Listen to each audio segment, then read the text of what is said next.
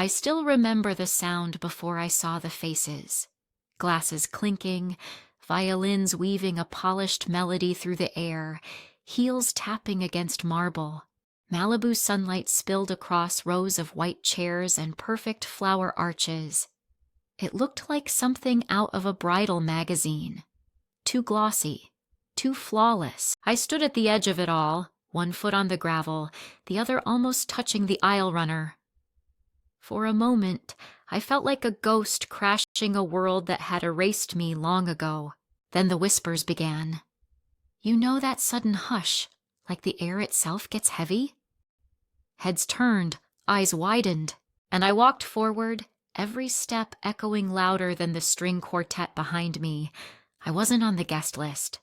I wasn't supposed to be there, yet I was, in the middle of my sister's wedding.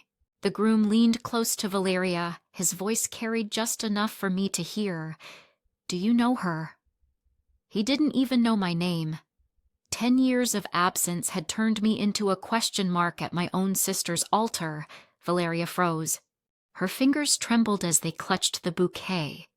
She looked like she wanted to vanish, as if my presence threatened to shatter the perfect porcelain setup her life had become. That was when I broke the silence. My voice didn't rise. It didn't have to. I said, clear enough for everyone to hear. More than you think. Gasps rippled across the room. The officiant's voice faltered. Even the violinist slipped a note, and in that exact second, every guest was hooked. They didn't blink, they didn't breathe, they wanted answers. Who was I? Why was I here? And why did I say it like that, like a knife slid under velvet? You ever been in a room where you're both the secret and the bomb about to go off? That was me. My palms were sweating, my throat dry, but the adrenaline made me walk further. Each heel click louder than the last. I scanned the crowd. Rows of relatives, family friends, business partners, all dressed in pastel silks and dark suits. They smiled politely at one another, but none at me. Their eyes were questions. Their whispers were daggers. Valeria's groom tried to keep it light. He forced a laugh, tugging her hand gently. Is she from work? He didn't mean harm. He was confused. Everyone was confused. Valeria's lips parted, but no words came out. And for me, that silence was familiar. It was the same silence I'd grown up with, the kind that erased me without needing to say a word. I let the silence hang, just long enough for discomfort to spread like smoke. And then I looked straight into the camera of the moment, the invisible lens of every eye on me, and I asked, have you ever been the one your family pretended didn't exist? It was rhetorical, but it landed. You could feel the tension tighten like a string about to snap. Some guests shifted uncomfortably in their seats, others leaned forward, hungry for the drama unfolding right in front of them. The string quartet stumbled into another bar of music, trying to cover the crack in the room's atmosphere, but it only made it worse. The polished perfection of this wedding collided with the raw presence of me, someone they hadn't planned for, someone who didn't fit the curated photo album. I stopped at the aisle, close enough to see the fear in Valeria's eyes. She wasn't just afraid of me. She was afraid of the truth I carried. For a split second, I thought she'd run, that she'd drop the bouquet, hike up the silk gown, and bolt out of the church doors. But she didn't. She just stood frozen, every muscle locked, as if she could hold the illusion of perfection together by sheer will. And me? I smiled. Not a kind smile, not a cruel one either. Just the smile of someone who knows the room will never be the same again. Because once I spoke, once I stepped into that wedding uninvited, no one there could ever pretend I didn't exist. The music faltered. The whispers turned into murmurs, and all I could think was, this is only the beginning. The silence at the wedding pulled me backward.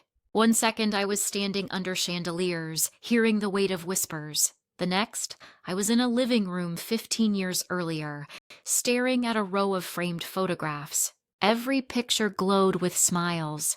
My parents, my little sister Valeria, the dog, the trees sparkling with Christmas lights. And yet, somehow, I wasn't in a single frame.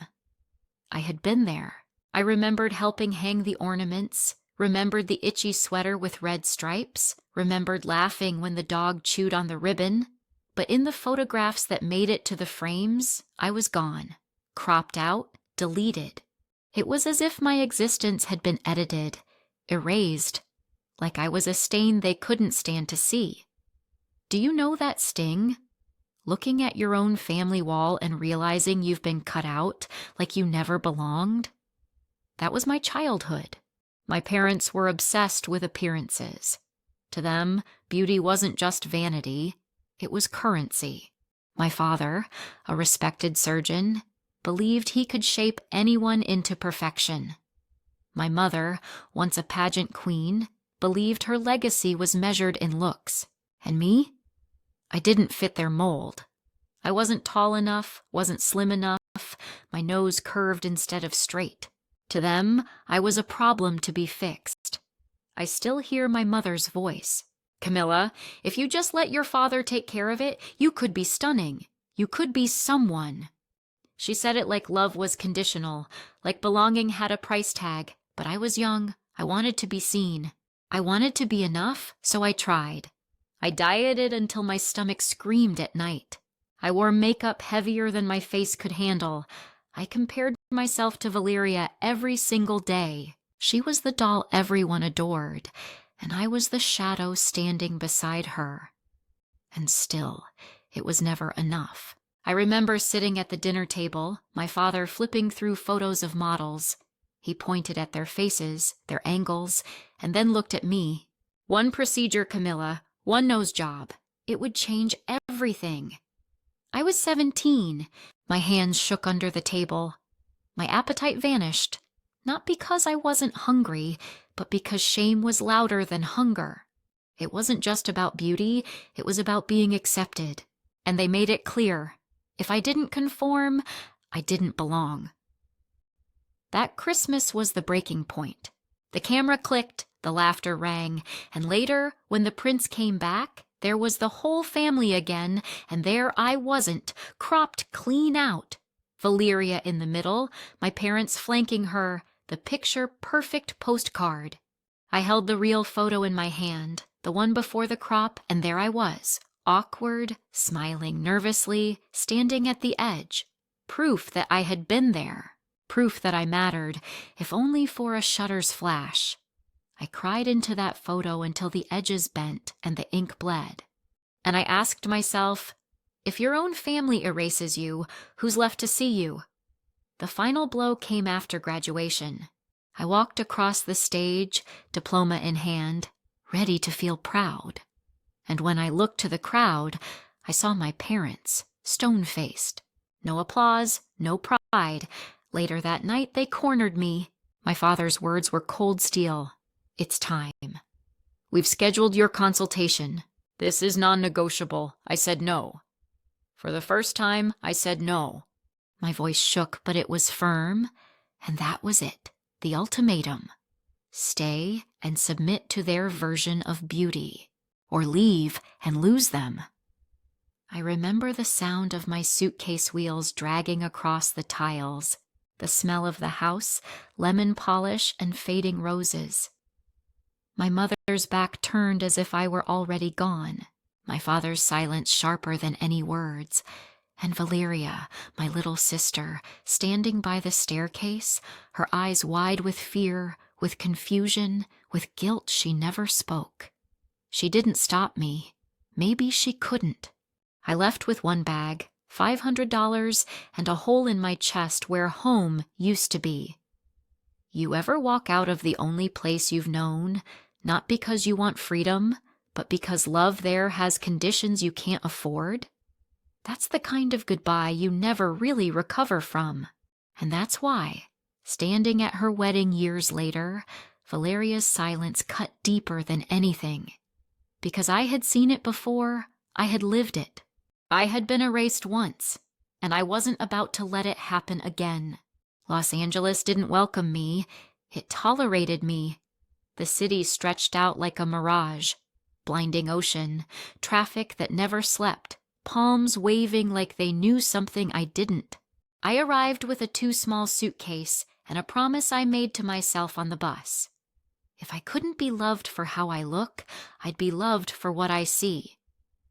The first nights were loud. Sirens, laughter on the sidewalk, pipes clanking in the building like old bones. My studio wasn't a studio, not really. Just a box with a window that stuck halfway, a mattress on the floor, a thrifted lamp with a crooked shade. But the light came in strong every evening and turned the walls the color of honey. That light saved me. It gave me something to aim at. Work was anything that paid in cash. Mornings at a coffee counter. Afternoons delivering flower arrangements in a hatchback that smelled like lilies and gasoline. Evenings bussing tables, pretending I didn't hear the hostess whisper, "She's sweet, just not the look." I swallowed it. I told myself, "You're not here to be looked at. You're here to look." I bought a used camera from a guy on Craigslist who kept calling me kid, even though I wasn't. The shutter stuck sometimes. The strap smelled like someone else's life. I didn't care. I walked and shot and walked more. I photographed sidewalks after rain, the way neon bled into puddles, hands holding paper coffee cups, faces at bus stops, tired and beautiful in ways billboards would never admit. One afternoon, inside a bookstore that felt like a chapel, I found the photography section and sat on the floor. I flipped pages until my fingers were black with ink. That's when a voice behind me said, "You look, you don't skim. That matters." Henry. White hair, soft shirt, eyes that missed nothing. He worked there part-time, it turned out, just to be around images. "What are you chasing?" he asked. "Truth," I said, like it was a dare. He laughed. "Good. Truth hates being alone." He looked at my camera, then at me. "Show me." I did. I brought him prints I made in a community darkroom that smelled like vinegar and hope. He spread them out on a table and touched the corners like they were delicate animals. "You don't hide the mess," he said. "You honor it." He started giving me assignments. Wait at a crosswalk until someone hesitates. Photograph the decision. Find 3 smiles that aren't for a camera. Go to the beach at dawn. Don't shoot the horizon. Shoot the people looking at it. I did all of it. I came back with rolls of film and blistered heels, and the feeling that my eyes were growing muscles. Rent was still rent. Fear still woke me at 3 a.m., but purpose began to wake me at 6. I lived on peanut butter and tap water and the thrill of catching a stranger's laugh just before it faded. And slowly, I learned the secret rhythm of the city. Not the soundtrack of parties or premieres. The heartbeat of ordinary days, the quiet pride of a janitor finishing a shift, the woman in scrubs eating grapes on a curb, 2 teenagers practicing choreography in reflection on a shop window just after closing. You. Yes, you watching this. Have you ever felt invisible until you made something that could be seen? That first time someone looks at your work and says, "I feel this," like you handed them a mirror, that's the moment you realize the universe didn't forget you. Fast cut through my year, ripped sneakers, new ones from a clearance bin, bus pass, monthly, coffee spilled on a proof sheet, the stain like a cloud. First tiny show in a corner of a cafe, string lights, 6 frames, nobody I knew. A woman stops. She's got silver hair, a cane, eyes that sparkle. She stares at her own portrait, whispers, "That's me." Not looks like me, is me. I cried in the walk-in fridge at work after that. Not because I was sad, because I finally felt true. Henry kept pushing. "Fewer edits," he said. "Let the scar speak. Let the wrinkle lead. Beauty isn't shy, it's buried." He handed me a book on portraiture, dog-eared to oblivion. Remember, light tells the truth first, faces follow. I started a series without meaning to. Women who'd been told to hide something, a birthmark, a surgical scar, a nose someone once called too much. We didn't pose. We talked. I asked, "When did you first feel wrong?" And waited. They told me stories like the ones I carried, parents, partners, strangers, ads. A chorus of critics living rent-free in our heads. I photographed the moments their shoulders dropped. The second they remembered the body wasn't the enemy, I built a wall of those portraits in my apartment with blue painter's tape. The paint peeled when I took them down to scan them, so now the wall has scars too, fitting. Henry brought a curator from a neighborhood gallery to see the work. She stood in my doorway with a paper cup of tea and a slight frown, the good kind of frown. "You're not selling perfection," she said. "You're selling honesty." She booked me 2 weeks. Thursday opening, cheap wine, a guest list that was mostly her cousins and my co-workers, who promised to stop by if their shifts ended early.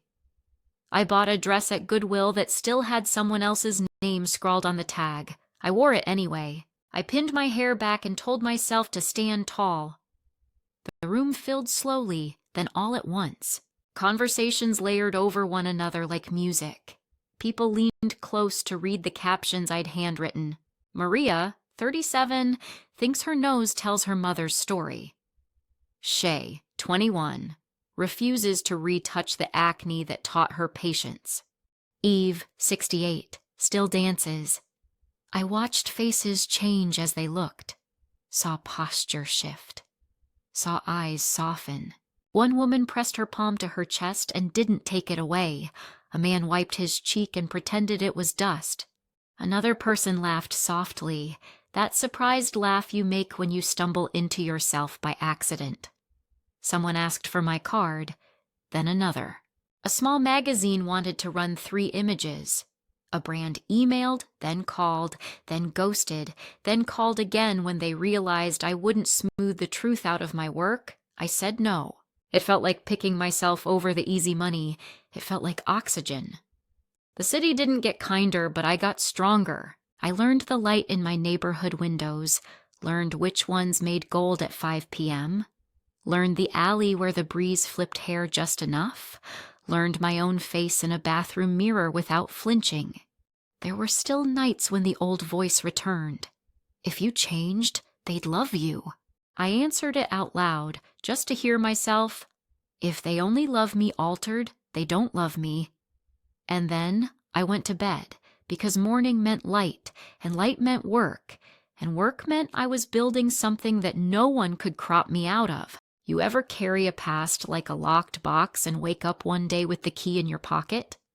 That's how it felt the first time a client said, "Don't make me pretty, make me real." The word real settled into the room like a blessing, so I kept going, paid the rent, replaced the strap on my camera, upgraded the lens when a check cleared, framed prints with hands that didn't shake so much anymore. And each day I walked toward the light that pooled on my floor, stepped into it, and thought, "You're still here, not because they allowed it, because you chose it."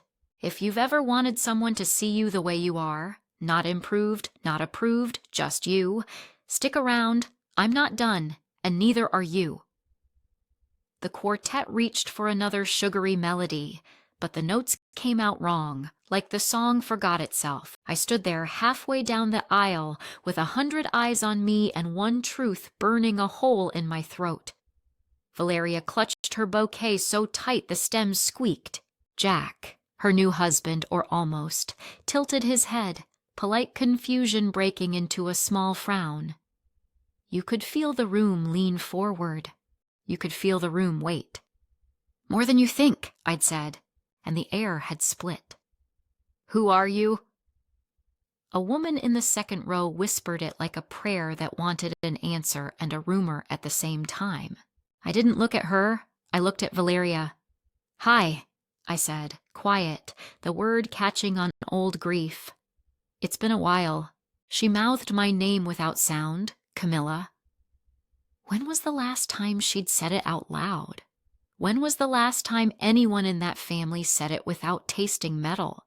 Jack stepped down from the altar. His tuxedo was too crisp, his shoes too new. He picked his words the way careful people pick locks. Do you two know each other? Slow it down. Hear the drop. Even the ocean outside seemed to pause. My heart went into the same drum roll it always did before I pressed a shutter. I'm her sister, I said. Not cousin, not friend, sister. The kind of word you can't crop with scissors. A current ripped through the chairs. A flower girl gasped and then tried to pretend she hadn't. Someone's program fluttered to the ground like a white flag. The officiant cleared his throat and found nothing to clear. Valeria's face crumpled, then smoothed, then crumpled again. She was a porcelain vase trying not to remember it had already cracked. Camilla, she said, this time with breath. She took a step, then another. My parents materialized from the back like storm clouds. My mother in champagne silk and a smile that could cut bone. My father with his spine locked at full height. This is not the time, he said, clipped, controlled. This is a private ceremony. I laughed once. It wasn't pretty. Private? There are 200 people and a drone. Security? My mother hissed, not at me, but at the air, as if authority could be summoned like an elevator. Jack lifted a hand. Wait. He looked at me like a person, not a problem. You said you're Valeria's sister. I am. Why have I never heard? My mother spoke over him. She's confused. We can explain. Don't, I said, and my voice finally rose. It filled the tent, even the corners where secrets like to hide. You told everyone I didn't exist. You told her future husband she didn't have a sister. You told yourselves a story you could look at. The quartet stopped mid-bar. For once, the silence wasn't empty. It had a spine. Valeria swayed. Jack put a hand on her elbow, steady but not possessive. Val, he said, barely above a whisper. Did you know she'd be here? She blinked hard. Mascara clung to her lashes like the last people on a sinking ship. No, she said. I didn't know anything. I thought, she swallowed. I thought she didn't want us. I took a breath that hurt. I wanted you, I said, and I didn't care who heard. I wanted you so badly I still dream about holding your hand on the first day of second grade. The audience turned, the way fields of wheat turn when the wind changes. It wasn't pity yet. It was curiosity softened by something warmer, recognition maybe. Have you ever watched a room waver between keeping the peace and telling the truth? You feel it in your teeth. My father pivoted to Jack, surgeon calm. We should continue. Guests are waiting. We'll address this elsewhere. Jack kept his eyes on me. His face shifted. One of those micro-expressions you only catch if you're trained to see what people try not to show. Camilla, he said, tasting the name. Your work.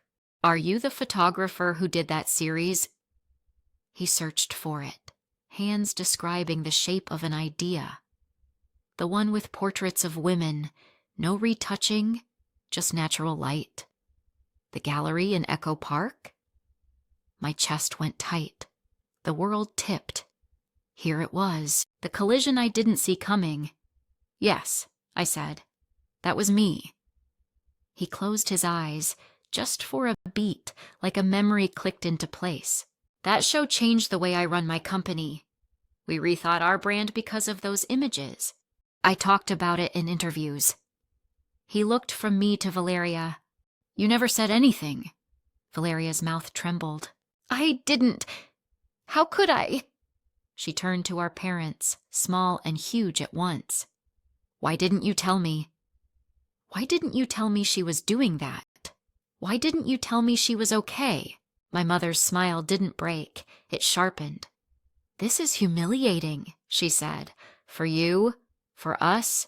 She's making a scene. I am a scene, I said.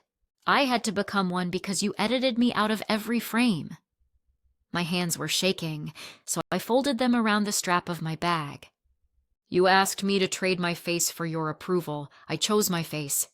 Someone in the back said, "Good for her." Not loudly, but not quietly either. It buzzed through the tent like the first fly in summer. "Enough!" my father snapped. He stepped closer, and for a second, I saw the same man who had measured my cheekbones with his eyes like numbers that offended him. "Leave!" Jack moved, not aggressively, but firmly, placing himself in the empty space between us. Calm voice, businessman voice. "Sir, this is my wedding." You don't get to eject people like they're a bad stitch. That did it. The veneer on the afternoon peeled up like cheap veneer does when it meets heat. Guests looked at their plates and then remembered they were holding programs, not plates. The planners huddled near the catering table like generals, waiting for new marching orders. The ocean wind slipped under the tent flaps and lifted the edges of the tablecloths like they wanted to float away. Valeria reached me. Up close, I could see the tiny tremors in her jaw. "I'm sorry," she said, words fragile and earnest. "I'm sorry I didn't find you. I told myself a story that made it easier to breathe." "Me too," I said. And it was true. I'd told myself I didn't care. I'd told myself a lie with good posture. My mother exhaled like a queen losing patience with a court.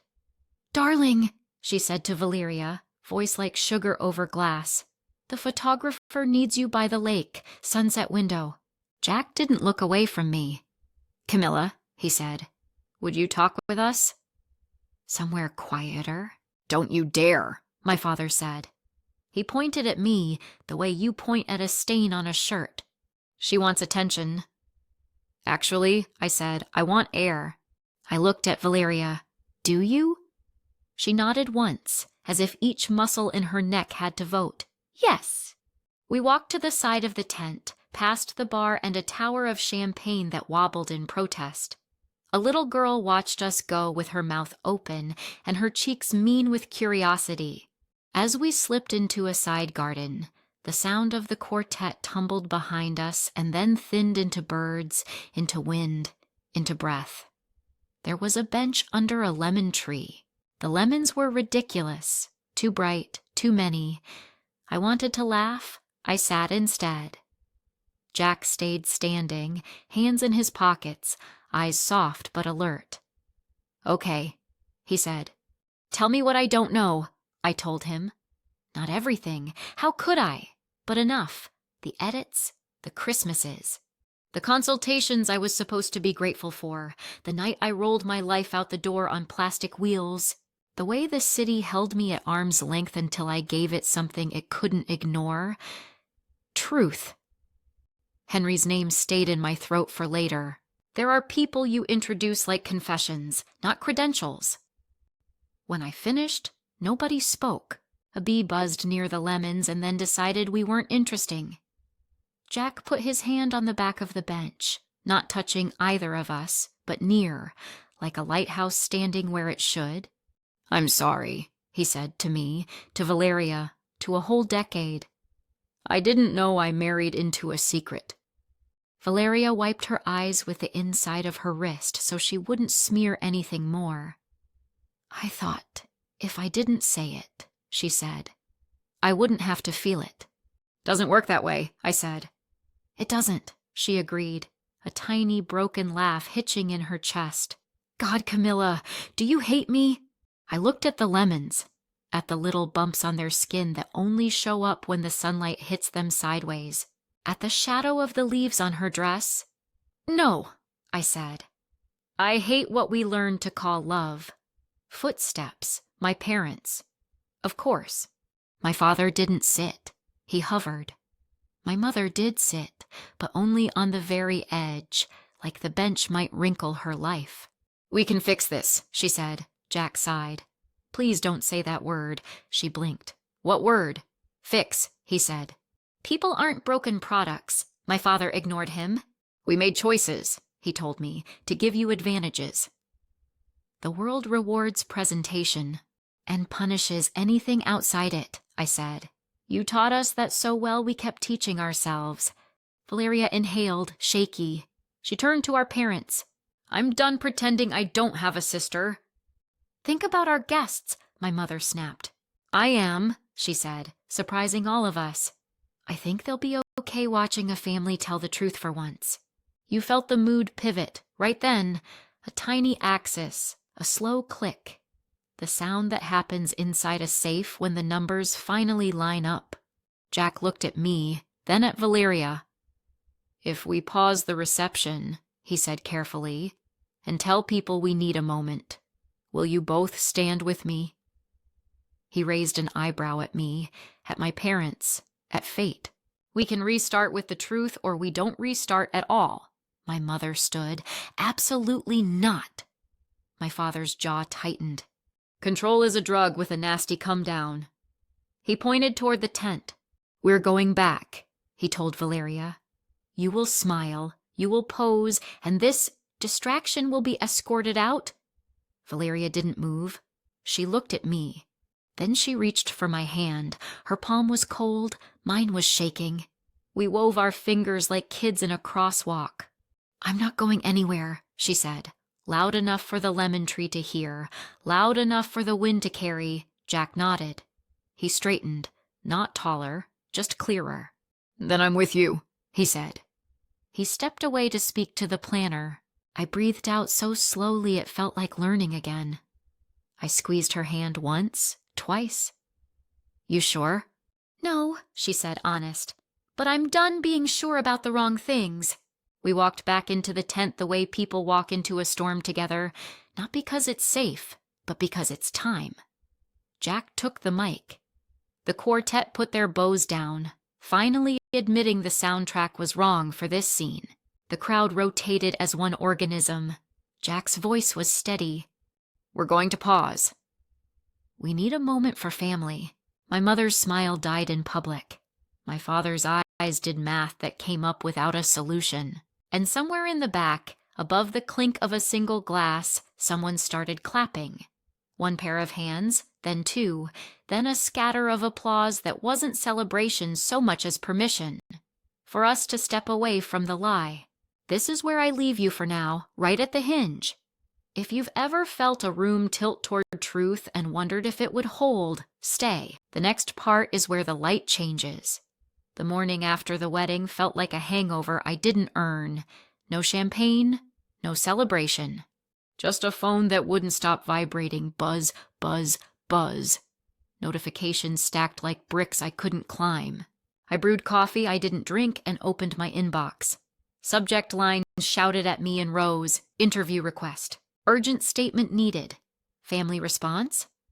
A PR person I'd never met wrote, we can get ahead of this narrative. Ahead of what? I hadn't even taken a step. The exhibition was 3 days away, family redefined. I'd spent months printing, framing, measuring the wall space until blue tape marked it like a map. The gallery smelled like paint and fresh wood. My checklists were taped to the back room door, titles printed, captions proofed, lighting tested at 6 p.m., 7 p.m., 8 p.m., because the truth looks different at different hours. Then a text from Valeria. Are you okay? I'm sorry. They're spiraling. I typed I'm fine and deleted it. I typed I'm not and deleted that too. I told her the only thing I could tell myself. I'm working. I walked to the gallery with foam corners cushioning frames against my ribs. The sun pressed its palm against the windows. Inside, I climbed a ladder and aimed a spotlight at Maria. Her eyes looked past me like she knew something I didn't. I adjusted the angle, I stepped down, I breathed. Outside, a car door slammed, heels clicked, voices gathered. Not the usual foot traffic, a cluster. Curious, I pulled the door open, microphones, cameras. A woman in a blazer I recognized from the local morning show smiled without warmth. Camilla, do you have a second? I didn't. That's the trick of public curiosity. It pretends seconds are free. Your parents say your work is defamatory, she said, then added, "We'd love your side." The cameraman lifted his shoulder rig like a question mark turned heavy. "My side is on the walls," I said. "You can see it Thursday." "Is it true?" She pivoted. "You fabricated elements of your childhood for artistic effect?" The word fabricated hit like a slap. A second camera appeared, a third.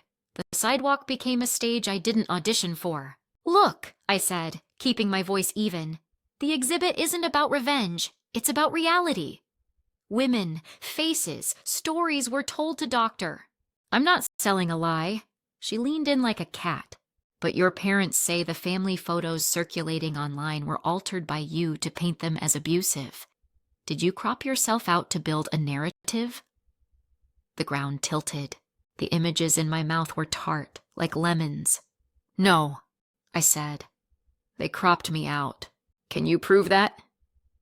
I felt the old instinct to shrink. I didn't. "The proof is the way it feels," I said, "and some of us kept receipts." Not the time to mention what or who, not yet. They left with what they came for. Tape, the kind they can cut into takes.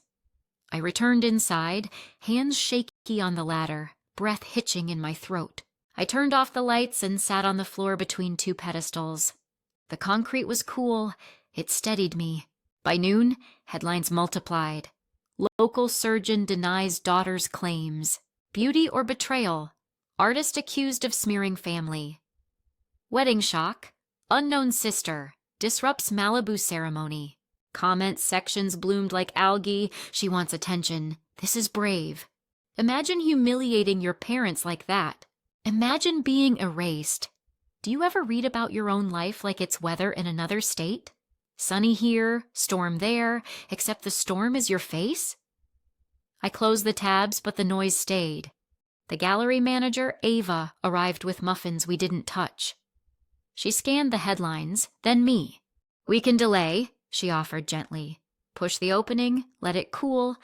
I looked at the walls, at the women who had given me their time, their stories, their faces. "No," I said, "we open."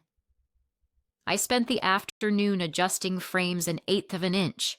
I labeled a bench "Please sit" so strangers would actually sit.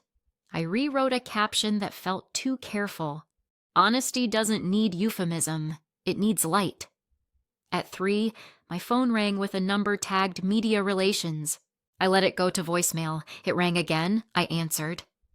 A brisk voice introduced herself as a representative for my parents. "We are issuing a formal request," she said, precise as a ruler. "Cease all exhibitions that imply familial neglect. If you continue, we will pursue legal remedies." Remedies, I repeated. The prettiest word for a threat. "The show is about faces," I said. "Not yours." "Your insinuations are clear," she said. "Reconsider, for your sake, for your sake." The old phrase showed up in a new suit. I hung up. I put my phone in a drawer and closed it like a door. By evening, a third wave hit, the tabloids, brighter fonts, darker angles. Exiled daughter invents tragedy to sell photos. Beauty queen, mom. We tried to help her. Plastic surgery dad. She needed guidance. They used my senior yearbook picture, the one where my hair is too flat and my smile is too obedient. The caption might as well have read, "See, she always wanted attention." A text buzzed through the drawer. Valeria again. "They're doing interviews. I'm sorry. I'm trying to stop it." I typed with my thumbs still trembling. "You don't have to stop them. I won't let them stop me." Then I added, "You can come by the gallery tonight. After close, no cameras." The hours between messages stretched like wires. I cleaned glass with a lint-free cloth. I numbered hooks in pencil. I practiced reading an artist statement out loud and cut it in half. The work didn't need a speech. It needed a spine. At 9:17, a knock. Valeria slipped inside with a hoodie pulled over her wedding hair. No makeup, puffy eyes, real. She stood under the track lights and looked at the portraits. I didn't watch her face. I watched her shoulders, the way they moved when the heart finally recognizes itself. "This is beautiful," she said, voice small, not for effect. It's gentle. I thought people would call it angry, I said. It's not, she whispered. It's true, she swallowed. They went on TV. I know. They said you're rewriting history. I am, I said, and the words surprised us both. I'm writing the part they erased. She touched the frame around Eve. The glass held fingerprints like constellations. I want to be here on opening night, she said. I want to stand next to you. You don't owe me that. I do, she said. I owe myself that. We sat on the please sit bench and let the silence earn its keep. The gallery hum filled in the cracks. The gentle click of cooling lights, a distant bus brake screech, the AC deciding to rest. I'm scared, she admitted. Me too. What if they come? They will. What if they talk to the press? They already did. She laughed once, an exhausted little sound. What if we do nothing? Then the story wins, I said. At home, I washed dishes I didn't dirty just to hear water. I stood in the shower until the bathroom became a fog I could hide in.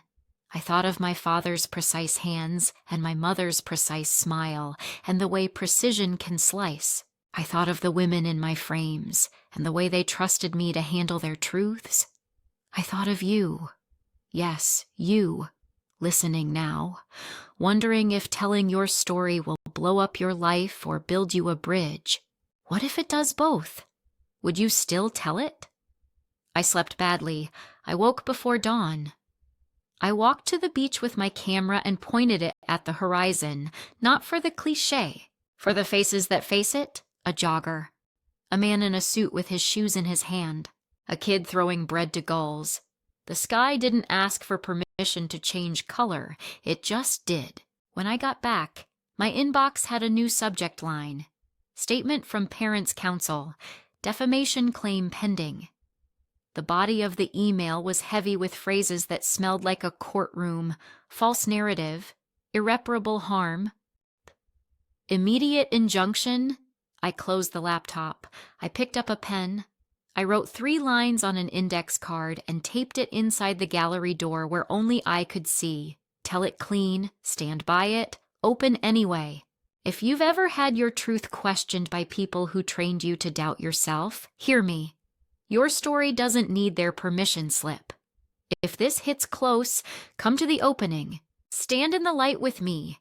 Leave a comment below and tell me the one thing you won't apologize for anymore. We'll read them, we'll answer back. We'll make this bigger than a headline. Opening night minus 24 hours, and the gallery felt like a held breath. The track lights hummed. The walls were clean and white, like pages waiting for the first pen mark. I stood in the middle with my artist statement folded in half inside my pocket, a talisman I didn't plan to read.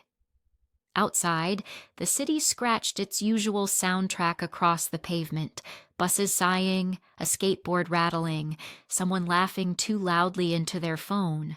Inside, everything was quiet enough to hear my own pulse. Ava locked up early so I could recalibrate without an audience. She squeezed my shoulder. "Text me if you want me back," she said, and disappeared into the dusk. I needed the silence. I needed the hum.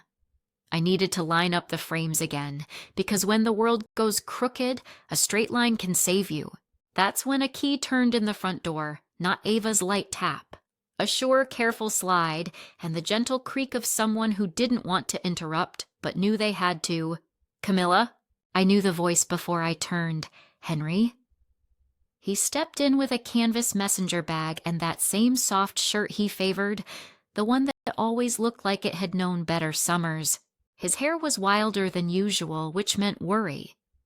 He took in the room like a doctor reading a chart. "You stopped breathing," he said. "So I came to thump your back." I tried to smile. It scraped. "They're threatening injunctions," I said. "They called the show defamatory." Henry set the bag on the bench marked, "Please sit," and did the opposite. He paced the perimeter, hands behind him, a museum guard for truth. "They want you tired," he said. Tired people mishang the frame. Tired people choose safe. Maybe safe isn't so bad, I said, and the lie tasted like tin. Henry paused at Shay. He nodded to the acne she refused to retouch, a galaxy that didn't ask permission to shine. You didn't come this far for Bland. He tapped the messenger bag. And you're not alone. He unlatched it like a vault. My chest tightened. The way chests do right before doors become doors. He lifted out a shoebox the color of old oatmeal and set it on the bench. A rubber band held it closed the way time holds secrets. Imperfectly. What is that? I asked, though the part of me that knows photos by their weight already knew. Insurance, he said, and invitation. He slipped off the band and lifted the lid. Inside, a stack of photographs and a small battered notebook. The photos were glossy, the kind you got from a drugstore before we all surrendered our memories to the cloud. The notebook was cloth-bound, navy once, now something softer. He handed me a picture, Christmas tree, dog, my family, all of us. No crop, no lie. There I was, to the left, in that red-striped sweater I still dream about. My smile was uneven. My hair refused to obey. I existed. I didn't breathe. Where did you— The dark room at the community center, Henry said. Your father had a guy who did prints there, long time ago. He tossed a stack one night, said they were mistakes. The custodian was a friend. He saved what he could. He knew I was the kind of fool who keeps everything. Henry smiled with only half his mouth. He gave them to me when he retired. Said, maybe they'll find their person. My hands shook. The paper trembled with them. He offered the notebook next. I told you I keep receipts. I opened to a page dated like a confession, December 20th. Lines in a tidy, careful script. Printed family set. Removed subject from 4 frames per client request. Crop maintains symmetry. Payment collected in cash. The lines doubled. I realized I was crying the way you realize you're bleeding after you see the evidence. Henry, I said, because gratitude needs a name to land. There's more, he said, and produced envelopes with negatives. We can scan them, we can project them. The truth likes a wall. A laugh jumped out of me, startled and unpretty. You brought me the past in a projector? I brought you a choice, he corrected gently. You can open this box in public, or keep it closed and let the work speak the way it already does. Either way, you are enough, I sat. The bench accepted my weight with a soft complaint. I spread the photos across my knees. Memories I'd been told to doubt looked back from glossy paper and said, we were there. But if I show them, I said, I end them. The last of their good name, the last thread? Henry didn't flinch. Truth doesn't end people, he said. Lies do. But I'm not in your body. I won't tell you what pain costs.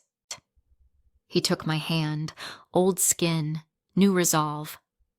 I'll stand where you stand. The room changed temperature. Maybe the AC kicked in, maybe courage did. I stood too because big decisions ask for full height.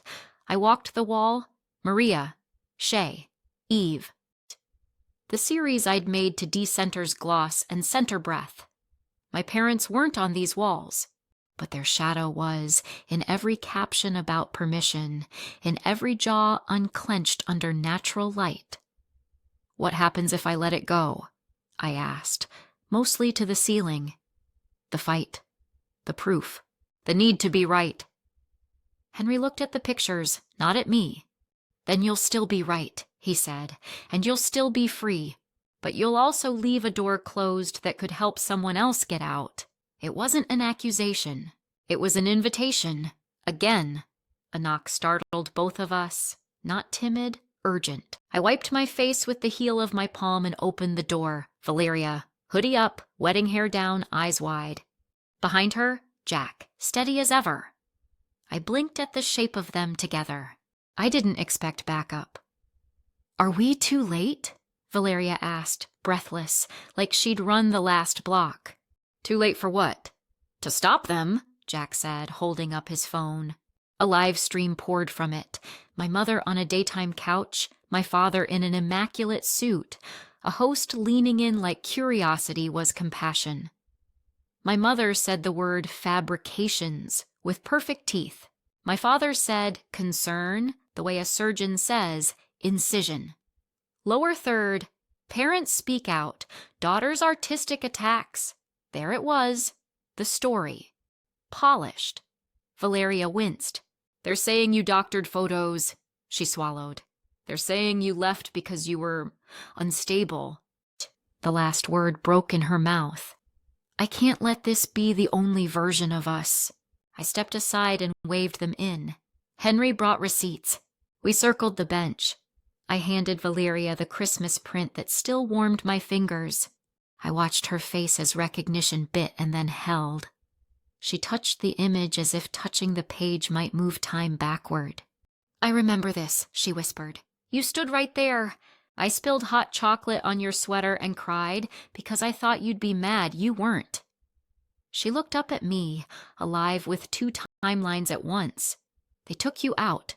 Jack read the notebook. He read it like a CEO and like a person. This is evidence, he said. Not opinion, process notes, negatives. His gaze flicked between us and the wall. If you show this, they can't gaslight the public, not easily. Valeria turned to me. What do you want? The question made the room tilt again. What did I want? To be believed, to be left alone, to be held, to be the kind of woman who didn't need a box of proof to trust her own memory, to be kind and to be sharp and to be safe and to be dangerous to the right lies. I want the work to be the point, I said, not the scandal. Henry nodded. Then pair them, he suggested. Hang one wall as planned. Project the negatives in a separate room with a short note. No gloating, no gore, just context. Jack offered a half smile. A transparency room? Valeria exhaled like a debt canceled. I'll stand there with you, she said. If they come, I'll say what's true. Silence fell again, but not empty this time. Charged, the way air feels before a summer storm that the garden needs. I looked at the projector Henry pulled from his bag. A compact one, the kind that throws a clean rectangle without fuss. We dragged a spare screen from the back. We killed the track lights in the side room. Ready? Henry asked. I nodded. Show me the ghost. The projector warmed, then bloomed. The wall turned into December, the full frame, the tree, the dog, the sweater, the me. The me I had been told not to remember. Light made the past present. Everyone went quiet in that way. People go quiet next to water or fire. Valeria covered her mouth, then dropped her hand like a pledge. Jack stepped closer, respectful. Henry stayed back, a shepherd who knows when to let the sheep find their own gate. Okay, I said. We do it. The decision clicked into place like a lens finally finding focus. Fear didn't leave. It took a different chair. It would watch. It wouldn't drive. We made a plan. Ava would label the small room process. I would write 3 sentences that explained what people were seeing. Negatives, lab notes, dates. Nothing extra, nothing mean. We would not name my parents. We would not blur history either. Valeria would give a short statement if asked. We are telling the truth about what happened to us. No, Jack would handle logistics if press showed up.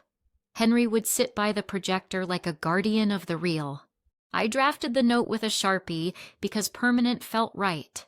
These are unedited frames and process notes from the period in which family images were altered for presentation. They are shown with permission of those pictured. This room exists to honor the difference between curation and erasure. I read it out loud. It sounded like a spine. We tested the sequence, negative, print, notebook page, repeat. The rhythm worked. It made a kind of music, the kind truth prefers, steady, unhurried, incontestable. In the doorway between rooms, I stopped and looked back at the main wall, Maria's gaze, Shay's jaw. Eve's open, fearless smile, My chest loosened. The show was still the show. The proof was a lantern, not the stage. "Cam," Valeria said softly, "thank you for letting me be here." "Thank you for showing up," I said. "Showing up is the plot." We stood there for a while, all four of us, in the warm pulse of machines and light, and I felt something shift inside me. Not relief, not yet, but alignment. The story I'd been telling myself for years, that I needed permission to exist, finally cracked. The light ran into the fissure and widened it into a door. If you've ever held back because you were afraid of the backlash, because you didn't have the perfect proof, because the people who hurt you taught you to doubt your own eyes, hear me. Your memory is not a courtroom. Your life doesn't need a jury to be real. But if evidence finds you, let it sit beside you, not as a weapon, as a witness. Tomorrow we open. If you've been erased, bring your outline. We'll write it in ink. Drop a line below. What truth are you ready to stand next to, even if your voice shakes? I'll read them. I'll answer. And if you can, come see the light hit a wall and make a past undeniable. Opening night tasted like pennies and citrus. The gallery smelled faintly of fresh paint and the lemon oil Ava rubbed into the bench before we unlocked the door. Outside, a line had formed earlier than I thought possible. Neighbors, strangers, a few people who recognized me from the headlines and pretended not to. Track lights hummed, the projector in the side room purred, and somewhere beyond the glass, a bus sighed like a living thing settling into itself. I stood behind the door with my hand on the latch and felt my pulse in my fingertips. Valeria bumped my shoulder with hers like we used to at crosswalks when we wanted to signal ready. Jack watched us both, steady as a metronome. Henry adjusted the projector one final time and nodded from the small room we'd labeled process. We'd rehearsed nothing. We'd chosen truth and hoped it could walk unassisted. At 6 on the dot, I opened the door. Air moved. People poured in, then slowed, as if the room itself asked for a different tempo. The first guests drifted to the wall of portraits, Maria, Shay, Eve, and the hush that followed wasn't church or courtroom. It was the hush of recognition. You know that quiet? When the body understands before the brain does? Shoulders drop, eyes soften. Hands hover near glass but don't touch. I'd written a short statement and taped it by the entrance, the ink still smelling like Sharpie. This work honors faces as they are. The side room contains unedited frames and process notes to provide context about curation and erasure. Thank you for standing in the light with us, us. I felt the word settle where a bruise used to be. A woman with silver hair stopped in front of Maria. She read the caption I'd handwritten months ago and smiled at her reflection faintly superimposed on the glass. "She looks like my mother," she murmured to no one and everyone.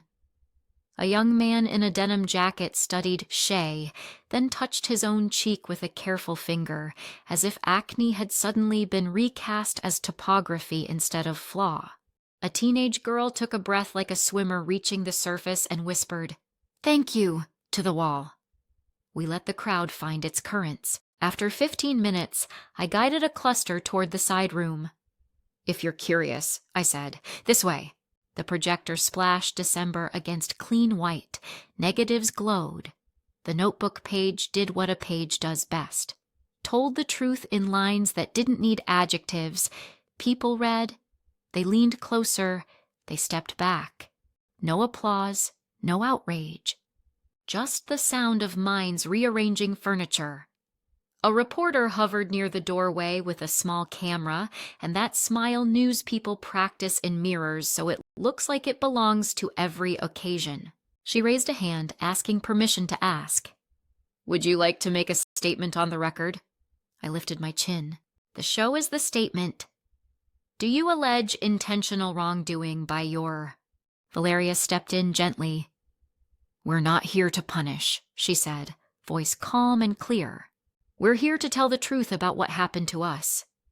The reporter's eyes flicked to the negatives, to the lab notes with dates, to the full-frame photo of a Christmas I had been told to forget. Her smile faltered into something almost human. "Understood," she said, and lowered the camera a few inches, not off, but down. It was enough. People cycled between rooms like breath between inhale and exhale. In the main space, a man in a suit took off his tie and tucked it in his pocket, and I liked him for it. A barista from the coffee shop I used to work at hugged me so hard my earrings tapped my neck. "Proud of you," he said into my hair. A girl brought her mother by the elbow, pointed at Eve, and said, "See?" as if the word could finish a decade-long argument. Half an hour in, the door opened again. The air changed. It happens. A single presence can tilt a room's gravity. My mother stepped over the threshold in a sheathed dress that belonged to a quieter world. My father clicked in behind her, tie perfect, posture like a ruler. The reporter's camera lifted by reflex. 2 guests gasped. Somewhere a shoe squeaked. The projector kept purring. My stomach dropped and then steadied. Valeria moved closer until our sleeves touched. Jack's hand found the small of her back, not proprietorial, anchoring. Henry walked out of the process room and stood near the projector, hands in pockets, a sentry who believed in light. My mother took in the wall of faces and did not flinch. She turned to me with a smile that had survived many storms. "Congratulations," she said, a word so polished it could slip on anything. "Thank you for coming," I answered, because manners are a language I still speak. My father looked toward the side room. "And that?" he asked. Calm, curious, dangerous. "Context," I said. He didn't move. My mother did. She took one step toward the doorway, halted by a tremor so small I almost missed it.